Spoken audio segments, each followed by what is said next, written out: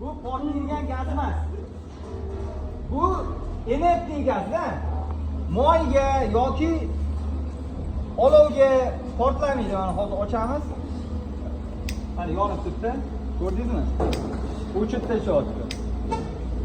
Bu og'ir gaz, bu inertli gaz, bu qo'liz moy bo'lsa yoki olovda ishlar. Bu argon, chunki argonda shunaqa. Keyin buning ichidagi gaz litr yoki kiloda o'lchanmaydi. Buning ichidagi gaz atmosfer yoki barda o'lchanadi. Bar yoki atmosfer, ya'ni strelkada 100 ko'rsatib turgan bo'lsa 100 bar bo'ladi, 50 bar bo'ladi. Tushundinglar-a? U yog', bog' unaqa narsa portlamaydi. Qulasa, kallasi urilsa, o'zining ichidagi bosimini hisobiga uchadi, lekin mayda-mayda bo'lib portlab ketmaydi. Unaqa portlovchi narsa emas.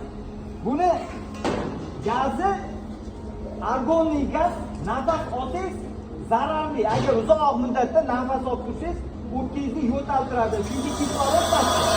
Lekin nafas olganingizda o'lib qolmaysiz. Portlovchi emas.